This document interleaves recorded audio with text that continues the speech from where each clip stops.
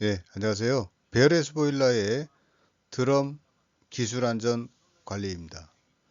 제가 그 선배님들, 존경하는 선배님의 안전 관리 패턴을 보면은 중요한 순간에 유해 위험이 큰 작업 순간에 나타나서 안전 지도하는 경우를 많이 보았습니다. 그렇게 할 수 있는 이유는 그 설비의 특성, 작업의 특성을 잘 알고 있기 때문에 가능한 것이라고 판단이 됩니다. 요즘은 안전 페트롤도 있고 안전 인력이 보강이 돼서 상시적으로 현장에 배치되어 관리가 가능하지만 20년 전만 해도 안전관리자 한 명이 다수의 작업 현장을 안전지도하는 경우가 있기 때문에 그럴 때에는 기술을 알아야 안전이 가능합니다. 그 사업장의 안전관리는 산업안전보건법과 안전수칙을 아는 것도 중요하지만 기술, 작업도 알아두는 것이 위험을 예측할 수 있고 위험한 순간에 통제가 가능하다고 판단이 됩니다. 들어가기 앞서 뉴스를 보면은 보일러 드럼 상량식을 한다는 뉴스가 간혹 뜨기도 합니다. 보일러 드럼을 보일러 상부에 안착해서 본격적인 건설 공사가 시작되는 시점이라고 할 수가 있습니다. 보통 이 시점에 사장상, 장관상 등 포상이 이루어지기도 합니다. 드럼 내부 구조를 간략히 보시면은 하부에서는 가열된 포화 수가 드럼 내부로 유입되고요. 그 하부로는 보일러로 그 차가운 물이 내려가서 가열이 되도록 이렇게 하고 있고요. 상부에는 기수가 분리돼서 실제적인 가열 증기가 되기 위한 Saturate Steam 포화수가 보일러의 뜨거운 부분, 고온부로 공급이 되도록 이렇게 하고 있습니다. 원통 중심으로 본다면은 중앙 하부로 급수가 공급이 되고 하부에서 다운 컴머로 공급이 돼서 포화수가 이렇게 공급되는 형태로 이렇게 되어 있고요. 측면을 타고 올라가서 기수 분리기를 통해서 증기가 공급되도록 이렇게 하고 있습니다. 그래서 일반적으로 그 드럼은 보일러 상부에 매달려 있고 이 드럼을 기준으로 튜브 열 교환기가 배치가 됩니다. 그래서 다운 콤머를 통해서 보일러를 경유해서 회수되는 경우, 이 경우에는 이 배관의 팽창이 상당히 많이 됩니다. 그래서 이 팽창을 고려해서 구조물을 만든다든가 계단을 만든다든가 할 경우에는 팽창의 여유를 고려해서 작업을 하셔야 되지, 이 배관은 팽창이 정지와 하트 상태를 봤을 때는 최소 30cm 정도의 폭이 있습니다. 그래서 이 사항은 안전관리 할 때도 조심을 하셔야 됩니다. 하단부 사항은 내부의 단면들을 보여주고 있습니다. 기수 분리기가 있고요. 하단부로 물이 공급되는 부분이 있고 좌측은 기수가 자연적으로 분리되도록 이렇게 하고 있습니다. 고압 드럼 내부의 수위 제어 구조입니다. 본 드럼은 140kg/cm 자승에 336도로 과열 증기에 포화 증기를 공급하기 위한 고압 드럼입니다. 직경은 2.65m. 보통 센터 라인을 기준해서 드럼 레벨이 컨트롤 되는 것은 아닙니다. 이 센터 라인보다 약간 높은 레벨에서 드럼 레벨 컨트롤 제로점이 형성이 됩니다. 그래서 이 포인트를 기준으로 상하로 레벨이 컨트롤 되도록 이렇게 하고 있습니다. 그래서 레벨이 낮아지면 로 알람과 함께 급수가 공급이 되고, 레벨이 높아지면 하이 알람과 함께 레벨 컨트롤 밸브가 닫혀서 드럼 수위를 유지하도록 이렇게 하고 있습니다. 그렇지만 과도하게 높아지거나 과도하게 낮아지는 경우에는 배열해수 보일러가 트립 또는 오토 스톱 되도록 로직이 구성이 되어 있습니다. 그리고 지금 말하는 이 레벨은 드럼의 상부와 드럼의 하부의 차압을 기준으로 수위를 환산해서 사용하기도 합니다. 보통 왼쪽에는 사이트 글라스를 통해서 드럼 수위를 보기도 합니다. 보통 고압 급수 펌프에 의해서 측면에서 물이 급수가 공급이 되고, 하부를 통해서 배열해수 보일러의 저온부 전열면으로 통과해서 가열된 포화수가 드럼 측면으로 공급이 됩니다. 그래서 배풀 플레이트를 통해서 기수가 약간 분리된 상태에서 상부의 디메스터를 통해서 습기를 제거한 후 과열기에 포화 증기를 공급되도록 이렇게 구성하고 있습니다. 디메스터 같은 경우에는 그물룬 모양의 판을 여러 개 겹쳐서 증기를 통과시킴으로써 습기를 제거하는 방법을 두고 있습니다. 이 사항은 보일러별로 약간 다르게 적용이 되고 있습니다. 참고로 드럼의 센터 대비 노멀 컨트롤 레벨의 정도는 IP 드럼이 가장 낮고, 그 다음이 HP 드럼, 그 다음이 LP 드럼, 이렇게 컨셉을 잡고 있습니다. 이것은 설계사의 연력학적 특성을 고려해서 결정한 것으로 알고 있습니다. IP 드럼, 중압 드럼 같은 경우에는 온도 변화의 폭이 크고 드럼 수위 변화가 크기 때문에 레벨을 이 센터보다 약간 낮게 유지하고 있는 것으로 알려져 있습니다. 급수에 의한 보충은 하단부 측면으로 공급이 되도록 이렇게 하고 있고요. 예열은 에바포레이터라고 하는데, 예열은 정하단부에서 인출 측면으로 회수하도록 이렇게 하고 있습니다.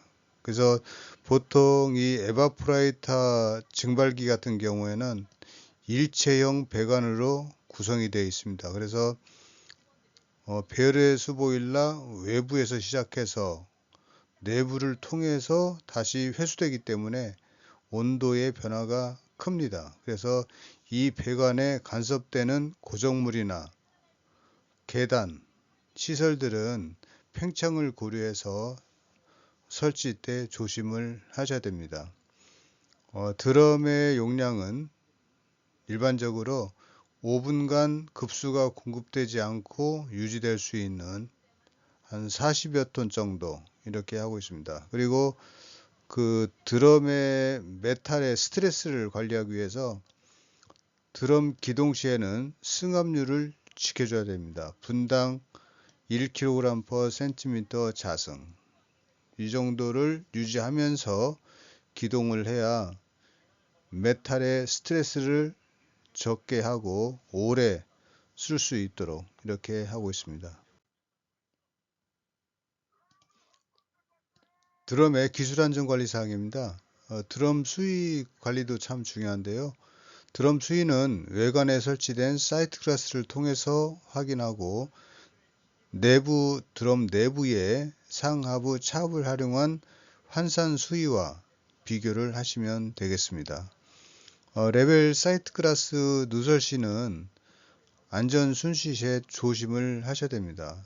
사이트 클래스가 누설되는 경우 140kg 상당의 스팀이 분출이 되기 때문에 스팀 같은 경우에는 대기압 조건으로 노출이 됐을 때는 실제 소량의 경우는 눈에 보이지 않습니다. 그래서 휘파람 소리만 들리게 되는데 이때는 그 설비의 특성을 알고 현장을 돌아봐야 되겠습니다. 그리고 드럼 수위에 차압 센싱 라인에 누설이 봤을 때는 드럼 수위와 관계가 있습니다. 그래서 센싱 라인이 높은 쪽에서 새는지 낮은 쪽에서 새는지에 따라서 드럼 수위가 오류가 발생될 가능성이 많이 있습니다. 이상은 그 환산 수위 계측 시스템을 알아야 예측이 가능하다고 하겠습니다. 작업을 위한 드럼 출입에 또 조심을 하셔야 되는데요. 드럼 내부 온도는 300도에 육박하기 때문에 100도씨 정도로 강화 후에 매뉴얼을 개방해서 내부를 점검을 하셔야지 너무 무리하게 그 안으로 들어가면 화상을 입을 수가 있습니다. 보통 복사일에 의해서 화상을 입기도 하거든요. 그래서 한 300도 정도 되면은 일반 작업복을 입으면은 복사일에서 화상을 입습니다. 그래서 방열복 같은 거를 착용하고 내부에 들어가시는 게 좋습니다. 드럼 정비를 위해서 외부에 보온재 철거할 때는 드럼을 일정 냉각 후에 보온재를 철거하셔야 됩니다. 보통 드럼 내부의 결함이 확신되는 경우, 이 경우에는 드럼을 정상적으로 정지하지 않고 약간 강제 냉각을 해서 정지하는 것도 방법이라고 하겠습니다. 그리고 드럼 상부에 와이어 메시라고 하는 디메스타가 설치되어 있는데요. 이 디메스타 같은 경우에는 간혹 이탈이 되기도 합니다. 보통 수압 시험 전후로 이탈되는 경우가 있는데요. 수압 시험이 끝난 후에는 반드시 드럼 내부에 들어가서 디메스타의 설치 상태를 확인하셔야 됩니다. 디메스트가 이탈됐을 경우에는 보일러 효율이 다소 떨어질 가능성이 많이 있습니다. 드럼의 안전변 관리도 중요한데요. 드럼 상부에는 안전변을 2개를 설치하도록 이렇게 하고 있고 실제 포핑 테스트도 최근에는 많이 합니다. 과거에는 모의 시험이라고 해서 시뮬레이션 테스트 결과를 전기안전공사에서 인정해 줬지만 최근에는 포핑 테스트를 실제로 하는 경우가 많이 있습니다. 그래서 그 배관의 라인업은 테스트 전에 꼭 확인을 하셔야 되고 안전변 디스차지 즉 후단 배출 배관은 곡간부가 없어야 됩니다. 여기서 말하는 곡간부란 최대 30도 이내를 말합니다. 배출 배관이 30도 이상으로 과도하게 꺾어져서 옥상으로 배출되는 경우에는 풀바에서 실제 안전번이 표평될 경우 그 내부 배관이 파손되는 경우가 있습니다. 안전변의 배출 배관은 그 고압 스팀이 부드럽게 배출될 수 있도록 그래야 실제적으로 드럼과 내부의 그 설비를 보호할 수 있다고 하겠습니다.